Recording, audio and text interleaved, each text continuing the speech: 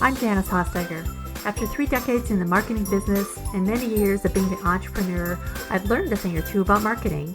Join me as we talk about marketing, small business, and life in between. Welcome to My Weekly Marketing.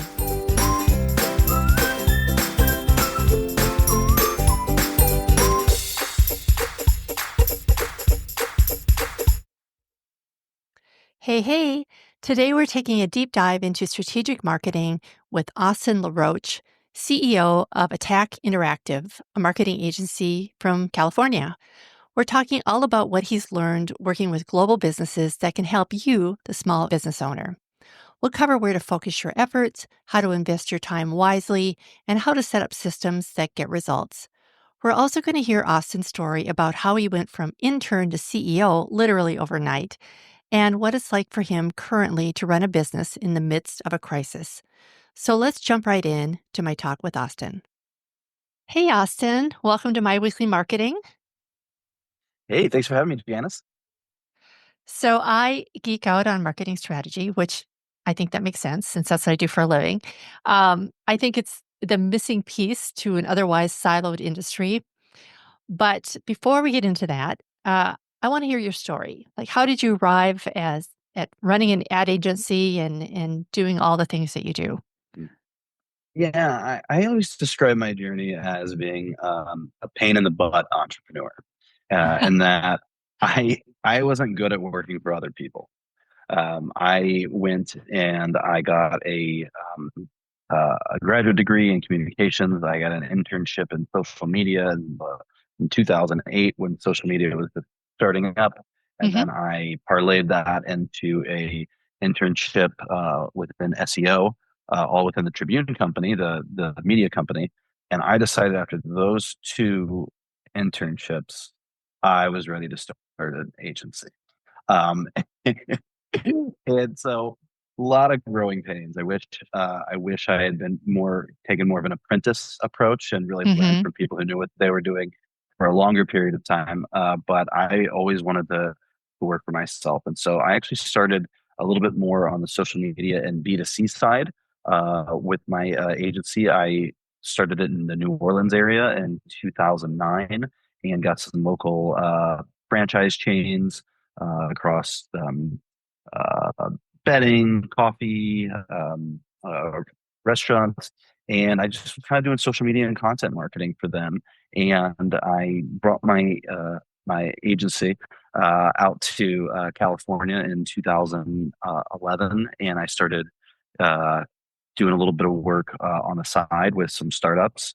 And I quickly realized again that, you know, anytime like when I could be the one who said, "Hey, here's what we need to do," and then we would do it, I was happy.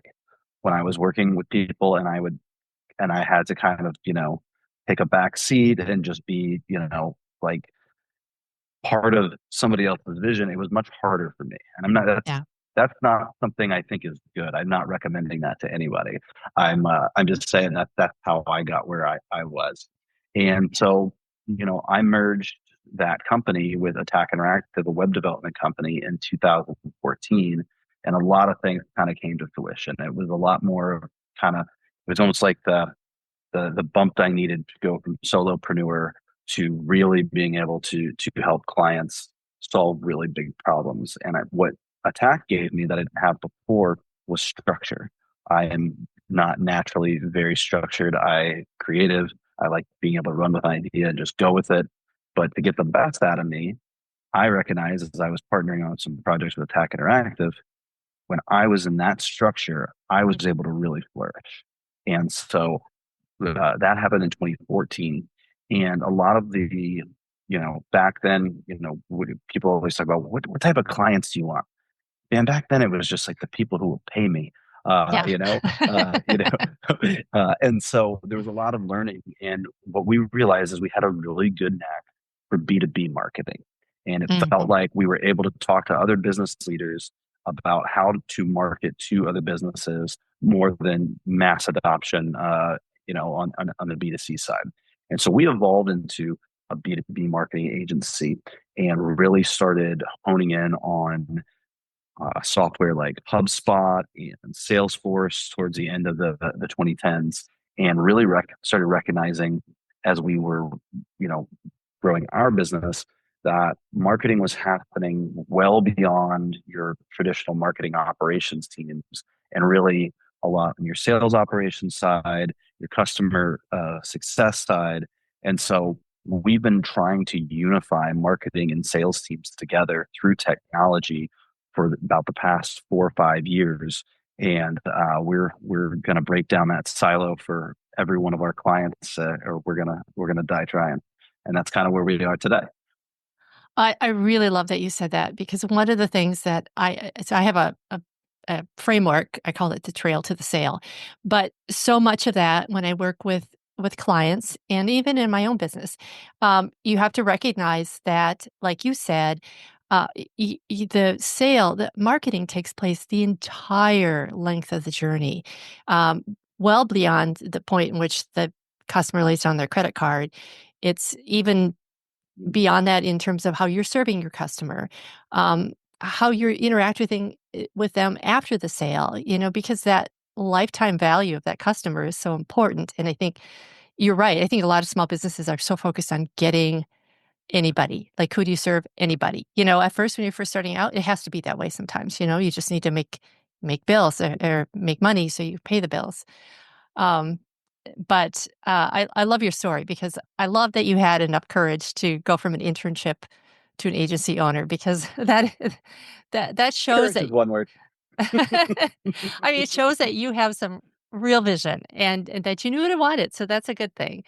Um, so I'm sure there's a lot of lessons that you've learned in that. But what is one thing that you really wish you knew about marketing? And maybe you touched on it already about the systems, but that'd be helpful for somebody who is just in those early days and they're starting out and they're overwhelmed with marketing. And like, where do you start with a strategy? I think the thing that marketing is so different now than it was even when I started. And back then it was a lot of it was about trying to find that creative genius inside of you to create that message that you put out to all of your customers that would resonate with all of them. And that's just not how things work anymore, because now everybody has different customer segmentation, right? They're Hmm. different customer segments, right? We've got different value propositions.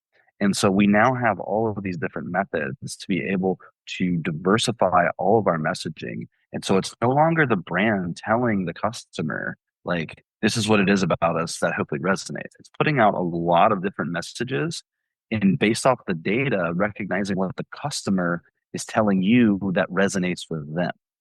And that is a major difference. And it's really hard to get past. I Hmm. remember probably like 6 or 7 years ago, I was a creative writing major. So I was sitting there with my ad copy guy and we are just doing, basic Google ads for our agency. And I've got all these like, cool copy that makes it sound awesome and fun. And I'm just wondering week after week why nothing is converting.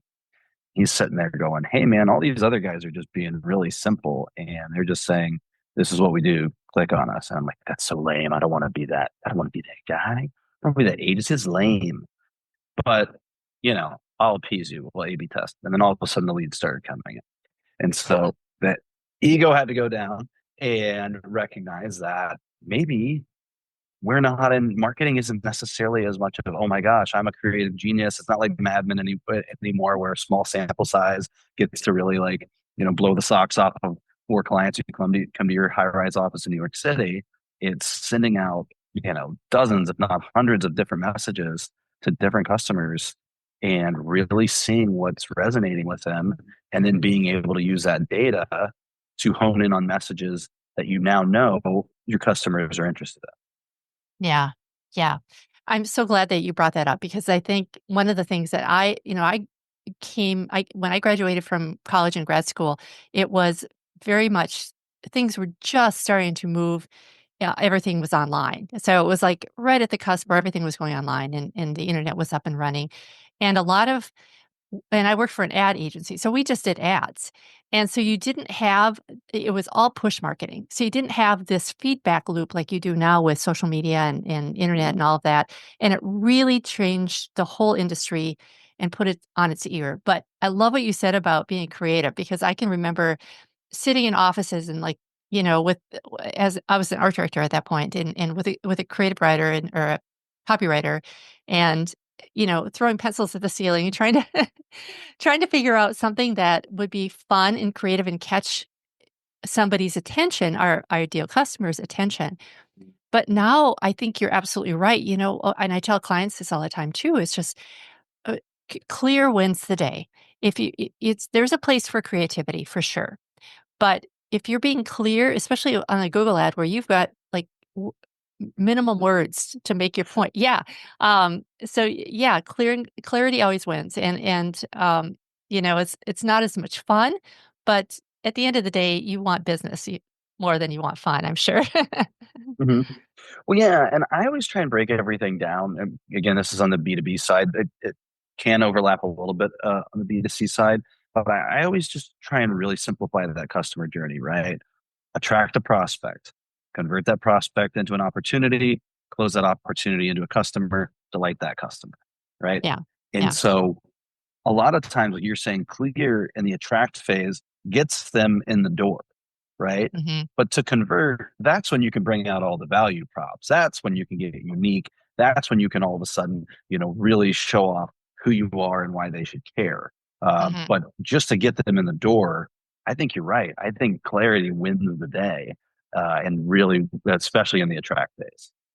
Yeah, yeah. I like what Donald Miller always says, that you use so much brain power to think, and it's something I've never really thought about. You actually burn calories to think, and so when you have to think about something, and it's fun sometimes. You see billboards that are maybe teasers or something of something that's coming up, but if you really have to concentrate on something with all the media that we have coming at us every day, you're just going to blow right past it. Now it has to be clear and right to the point, and right to your customer's problem. So yeah, you're spot on about that.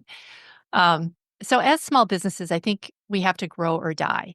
And as I grow my business, I've heard so many people tell me that it's all about the systems. And when I was kind of creeping on your website, I noticed that you function a lot with systems. Do you see that in your own business too? That these are necessary? And talk to me a little more about that. Well, I think the thing about systems, the system scale, right? And one of the Yeah. things that we always are debating, because I am a really big stickler on custom solutions. I think if you come to me and you have a problem, I do not have a magic button that just solves it I don't have the magic marketing button. What I have is the ability to listen to you and understand where you want to go, what's holding you back, and take my experience and my expertise and be able to help create the right path for you. Now, to do that, so now you have to blend those two things, because I always will believe that the best solution for a customer is not some sort of one size fits all. But at the same time, to scale things, you do have to have these systems. And so that's kind of even when I was just discussing that simple framework, that, attract, convert, close, the light. I I try and bring people into that. So, okay, here's a structure, here's a system. It's going to be different for you than it is good for every other customer. But let's break this down across sales and marketing. Who's doing what at each of these phases, and then let's figure out, you know, what obstacles that we might have towards doing this the way that we want to be doing it. Because anybody can create a strategy, right? Creating strategy is the most fun thing on earth. It is the best, Hmm. but none of it really matters if you're not fulfilling the strategy and getting the results that you want. So, once we create the strategy, we always look and we recognize, okay, this is the world we want to live in. What are the obstacles getting us there? And a lot of times it's simple stuff, right? It's resources, it's content, it's technology. We don't even have a CRM. So there's these different things that prevent you from living in the world that you want to live in. So to me, I think that's a big part in between building the strategy and actually following through on the strategies, overcoming the obstacles that you have to actually, be able to live in that day to day that you've designed, for your marketing strategy. So I see a lot of clients and potential clients that I've worked with. They don't find the joy in the strategy. In fact, they don't know where to start with the strategies. What do you think? So that's a great question, and I think a lot of times it's you have to understand who you are. So I had a client years ago that was trying to be like an Amazon support a company that had this way of doing things where they could get you cheaper shipping, all this stuff, and it was kind of confusing. But whatever they were offering, nobody was like knew about it or was searching about it, right? So on the other hand, my plumber, he knows that when I need a plumber, I'm going to search for a plumber. Hmm. And so if you are a company that does something that people are actively searching for, I think you really should be investing in the world of search. Now, Hmm. 5 to 10 years ago, that 95% of the world of search was all Google. And now it's very diversified. So you've got Google, you've got YouTube, which is owned by Google, but Hmm. it is a very big component of search. Now you've Hmm. got AI tools, ChatGPT, Claude, all of these, and they're scraping and they're finding things. TikTok, I don't know when this is going to go up. It's currently not banned, but it might be Hmm. in the future. But that's, very important. And people are looking across social media channels as well. So I am always of the belief that one of the easiest places to start if people are searching for what you offer is to really develop a search strategy because those are, Mm. for lack of a better way of saying it, warmer leads. They're people who are seeking change in their life, and your product or service can come up and go, I can deliver that change. Hmm. Um, and so that gives you, a really great opportunity. Now, if you're on the opposite side and you're trying to do something really cool and unique, that whole like, hey, it takes 5 to 10 touch points before people pay attention. It's going to take a lot more. You're constantly going to have to be explaining what this new thing is that you created and why it's different. So there's a lot of thought leadership that would go into that. So I would invest more on, YouTube, social media, really in that educational side, and also recognize that you've got a harder journey ahead because you've got that convert phase, for somebody who's got, let's say, the coolest new SaaS tool, that's months to years. Where my Hmm. plumber's convert phase is about 12 seconds. Whoever picks up the phone first and can get here immediately, right? Right. Yeah. Um, Yeah. so it's like really kind of understanding what type of business you have, Hmm. that's where I would then, based off that, kind of choose your own adventure, right? Based on who I am and what I Yes. do, this is the direction I would go. Yeah. I was just thinking about those books yesterday when I was writing a plan for somebody, so it's funny you said that. But yeah, and I think it's sort of like the old analogy, whether you're selling vitamins or pain relievers. Whether or not you're going to have to talk more to talk up your vitamins and why you need them and why you should need them. I should buy them now versus the pain reliever, as you say, plumber. When you've got water rushing in your basement, it's time Mhm. to call the plumber. You're going to find one fast, right? So a lot of small business owners also, because they've got so much on their plate, they really struggle with the consistency in marketing. Do you have any simple processes or habits that they can follow to stay on track?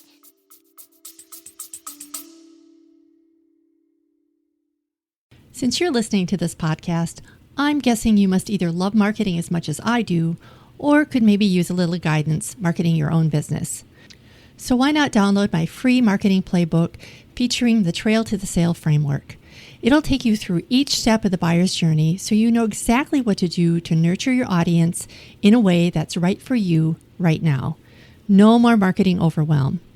Just visit janicehosteiger.com/trail and you'll be on your way.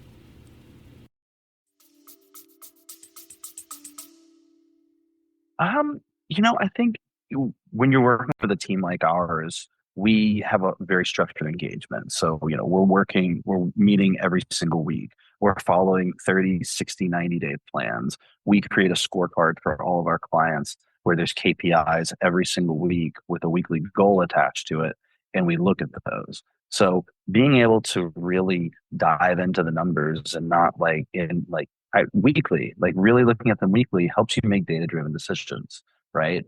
And Mm-hmm. you obviously have to understand certain things like, hey, why are leads down? Well, I don't know. It was Thanksgiving week. Yeah. That's Yeah. why. Yeah. Versus, hey, we're now looking at a 3 week trajectory where our leads are down.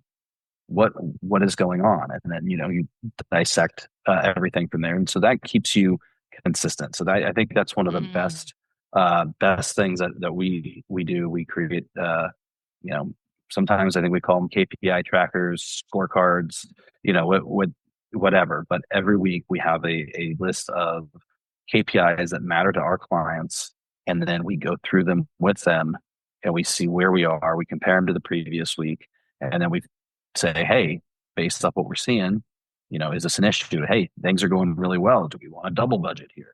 You know, Mm-hmm. those Mm-hmm. kind of things. But I think like, and the numbers can be scary when things are not going well. Like Yeah. I've got massive ADHD, so my brain is like, wait, bad numbers, go the other way. Mm-hmm. But that's why we have to face them, right? Because it's not natural for us to go like, oh, hey, let's really face the bad news and just kind of deal with it. So I would say that, yeah, really looking at the numbers at least weekly that matter, and then being able to tie that to revenue is going to keep things consistent because you're going to consistently go, okay, well, if this is what we're doing, and we've Mm-hmm. said we need 4 to 6 weeks. We're now in week 7 and we don't have what we want. It's time to pivot. Versus, hey, we said it was going to take 4 to 6 weeks. My gosh, we're already getting results. It's week 3. You know, but Yeah. you don't know that if you're not putting the numbers under the microscope. Right. Right. And I think that's good advice for anybody to put something on their calendar like every Friday to check and see how things are going. Are there tools out there that can kind of mitigate the fear that that kind of Well, guide people along that are out of that are a little less uh, overwhelming, I would say, than HubSpot too? yeah, I guess maybe not tools, but I would say that I feel like laser marketing works better than lantern marketing. So, you Mm. know, I um, to me, when it comes to marketing, really all you're looking for is to have the right message go to the right person at the right time to make them take action, right? Right Mm-hmm. message, right person, right time equals action. Woo-hoo. So I didn't tell you this in the pre-roll, but a month ago today, I evacuated my home here in Southern California. And then I woke up the next day and I lost my home. I lost my home in the Oh, Eaton fire. I am And so sorry. it's all right. But I can't tell you when you're going through something like that, how much the right message to the right person at the right time means. And I'll give you on the positive side first. All of a sudden, all these people coming out of the woodwork who you've met, who you haven't talked to in forever, and who are, sharing your story and telling you how much they're there for you. How can I help? How can I help? How can I help? My God, you've never felt emotions like that. On the Hmm. negative side, if you think those annoying, uh, like spam cold emails are stupid on a normal day, wait until you're going through something really, really emotionally impactful. Nothing seems dumber. Cold Yeah. outreach, some guy I've never met before on LinkedIn going, hey, Austin, have you thought about as we kick off the new year using this tool or this tool? You're like, I've never thought somebody was dumber in my life. And Hmm. it's because, you know, if you really start looking at your target, especially in B2B, where you have less customers who pay more as opposed to B2C, where that's usually flipped, you are constantly trying to make sure that this person knows that you want them to be able to go to the where they want to go, right? You mentioned Donald Miller, so the story brand, right? Hmm. It's they're Luke Skywalker, you're Yoda, your product or service is going to take them to to their version of the promised land. And so if you're just reaching out to somebody cold, like at least, do some research on them, right? You know what I mean? Like do something Hmm. so Correct. that, yeah, so that before before you send a message to somebody and just, pray and spray that you get the right message, the right person at the right time, you don't accidentally send the absolute wrong message to the absolute wrong person at the absolute wrong Right. time. and and so I really think that that approach of being able to look at who this customer is, care about them, do what it takes to be able to connect with them organically and really understand what they want is always going to be better than just, spray and pray. And Hmm. I definitely feel like I learned that lesson a couple weeks ago, and I don't think I will ever recommend anything like that for a client again. Right. Yeah. That's not usually a, a system that I endorse anyway. But can I ask you how you do now? Your family, everybody's okay? Yeah, we're yeah. Yeah. Everybody's doing well. I'm here. I used to work out of a home office. Now I'm here in a WeWork in Pasadena, California. So Okay. my family's doing well. We're in the town over, and in a few years we're going to have an awesome new house on our land up in the foothills here in Altadena. Yeah. But yeah, it's definitely one of those things you don't expect to go through in life. And if Yeah. you look at your life and you realize that there's peaks and valleys, I feel like I've been on a bit of a high for a little while, and now I'm down in the valley looking up at the summit. But we'll get there. We'll get back up there. Yeah. Yeah. The amount of calls and I'm sure the learning curve is tremendous for just dealing with something like that on every level, right? Yeah. Yeah, and there's a lot of marketing lessons to be learned from something like this because there's a lot of people who get out quickly, right? Like, oh, something happened quickly.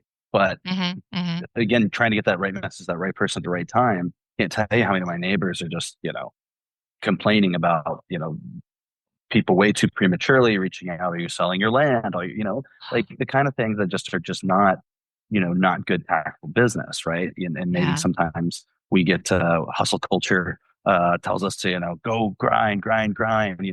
Don't take a no for an answer. It's okay. It takes 99 no's before you get a yes. And I think that might be somewhat of the difference between sales and marketing, right? I think marketing, you're always trying to put yourself in a light where you are uh, in the place of helpfulness and where Hmm. you can help people get that change that they're seeking. Whereas I think sales can be a little bit too immediate and sometimes rushed and sometimes not as tactful as us marketers, right? I like to think that, yes, but, that I I do think that actually, but, yeah, so I think that's the point of marketing altogether is to go from that awareness to that sell stage, and I like to go beyond the sell stage, of course, and like we talked about earlier, you can market throughout the entire process to where they refer you again and so on and become super fans, but really the sale is jumping to that sale, and I see this all the time. Like you, I get messages on LinkedIn. I get people at my front door trying to sell me something, and I don't know who they are or if they're even legit. So yeah, so don't be fooled by that. That's not a shortcut to a sale. It's a lot of wasted time and energy and effort. And you could not only do people not get to know, like, and trust you, but you can make some real enemies doing that, as Oh, you absolutely. found out this week. Absolutely. Yeah, Yeah, I mean, I think a lot of times, like with marketing nowadays, like, and kind of going that part of being helpful, you get like things like community groups, right? And yeah, so all of a sudden now we know all the people that we're never going to do business with because we've all been exposed at this bad time. And that's one of the things too that I've always thought. I was talking to my team recently because they were asking about like marketing on Reddit. And I said, the thing about Reddit and why Reddit's so great is because it's a lot of people who care about a subject and they are honestly there to help. So if you want mhm, to tell one of your customers how to market on Reddit, tell them not to put their brand name, but tell them yeah, to create a personal profile be an expert in something and help everybody they can and expect nothing in return. But something probably is going to come in return because that's just the law of reciprocity, right? Mm-hmm. The more that you give, the more that you get back. Yeah. And I think that ends up happening a lot with marketing, and it's a good marketing lesson that Yeah. if you're giving people the advice and information they need, they're going to come to you. Maybe they don't need your product or service right now, but if you Mm-hmm. built that trusted authority, like they're going to listen to you when it's time to get there, right? So, Mm-hmm. Yeah, yeah. And I will tell you that recently I just responded to something on Reddit and shared a resource that I have and I think I got, I don't know, 40 new subscribers or something like that just on Reddit. I had no intention of doing that. Well, I mean, it's always a nice thing when it happens, but yeah, Reddit I think is also showing up in Google search results now that it didn't really used to very do high. that. Yeah. So that is a real benefit to being, doing the right thing, right? So Mhm. so, where can people find out more about you? Well, you can go to our website, www.atakinteractive.com. You can Mhm, find me on LinkedIn, Austin LaRoche, LaRoche, and always open to have any connections or conversations, even if it's just to be able to help somebody as they're trying to go through their marketing journey and go from where they are today to where mhm. their version of the promised land, right? Absolutely, yeah. Well, I appreciate you taking the time today. Absolutely. Thanks Thanks so so much for much. having me, Janet. Thank you so much for joining us today. To learn more about Austin, Attack Interactive, or anything we talked about today, visit myweeklymarketing.com/98. And don't forget to subscribe to My Weekly Marketing for more insights into growing your small business too. Remember, marketing isn't just about what you do, it's about the stories you tell and the connections you make. So keep hustling and innovating to watch your business grow. See you next time.